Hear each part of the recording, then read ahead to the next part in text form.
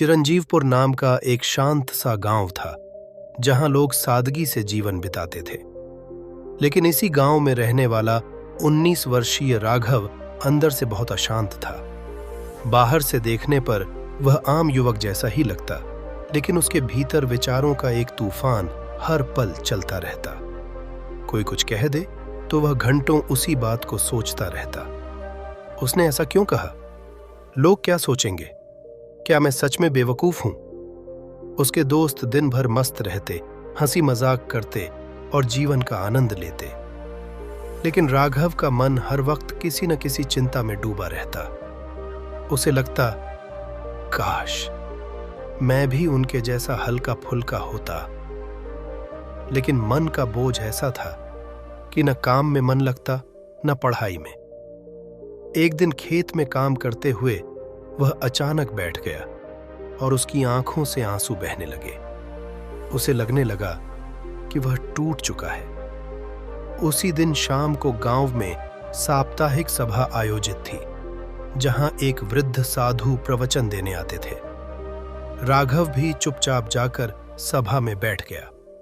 साधु ने उस दिन कहा, मन को अगर नहीं समझा तो वह तुम्हारा सबसे बड़ा शत्रु बन सकता है, लेकिन वही मन अगर समझ में आ जाए तो वह सबसे बड़ा साथी बन जाता है। राघव को लगा जैसे ये बातें उसी के लिए कही जा रही हैं। प्रवचन के बाद वह साधु के पास गया और अपने मन की व्यथा बताई। साधु ने उसे बड़े प्यार से समझाया, बेटा, सबसे पहले अपने शरीर को थकाओ। शारीरिक मेहनत से मन शांत होता है। दूसरा, हर रात अपने विचारों को लिखो। इससे तुम अपने मन के पैटर्न को पहचान पाओगे। राघव ने उनकी बात मानी। वह सुबह जल्दी उठने लगा, खेतों में खूब मेहनत करता और रात को अपनी डायरी में दिन भर के विचारों को लिखता। लेकिन एक हफ्ता बीत जाने के बाद भी उसके भीतर कोई खास बदलाव नहीं दिखा। वह फिर से साधु के पास गया और बोला, गुरुदेव, मैंने आपकी हर बात मानी, पर मन वैसा ही उलझा हुआ है। क्या यह तरीका काम नहीं करता? साधु मुस्कुराए और बोले, बेटा, क्या कोई बीज एक हफ्ते में फल देता है? नकारात्मकता तुरंत प्रभाव दिखाती है, लेकिन सकारात्मकता को समय चाहिए। 1 महीने तक ईमानदारी से प्रयास करो, तभी परिणाम दिखेगा।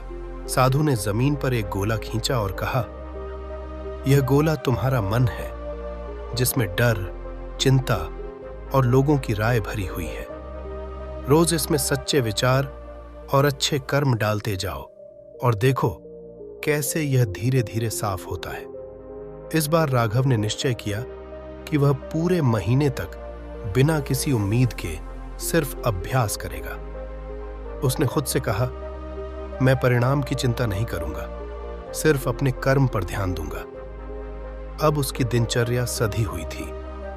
सुबह जल्दी उठकर खेतों में काम, मां की सेवा, बच्चों को पढ़ाना और रात को आत्मचिंतन।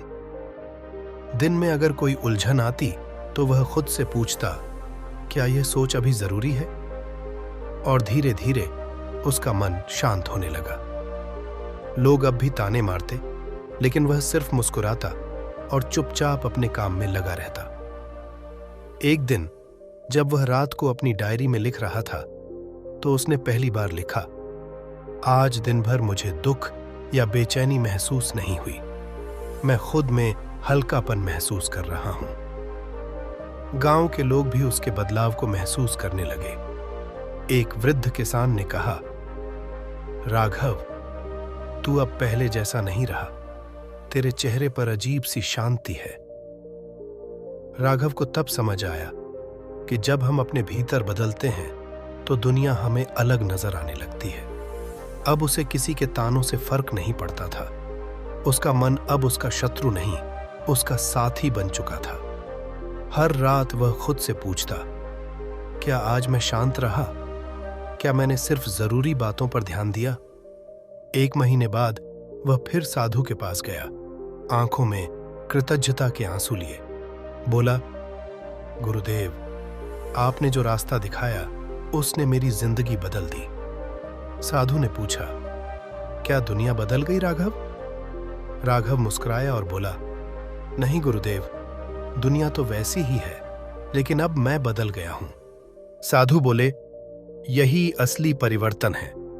जब मन शांत होता है तो हम समस्याओं को अवसर की तरह देखने लगते हैं। अब राघव कोई बड़ा आदमी नहीं बना था, न उसके पास धन था न नाम, लेकिन अब वह सच्चे अर्थों में समृद्ध था, मन की शांति और आत्मज्ञान से। गांव के लोग अब उसे सम्मान देते, बच्चे उससे सलाह मांगते और वह सबको यही सिखाता, मन को जीतना ही असली सफलता है। ये कहानी हमें सिखाती है, मन को समझना और उसका अभ्यास करना आवश्यक है। हर बदलाव समय और धैर्य से आता है। सकारात्मक विचारों और कार्यों से मन को धीरे धीरे शांत किया जा सकता है। जब हम खुद को बदलते हैं तो दुनिया हमें नया रूप दिखाती है।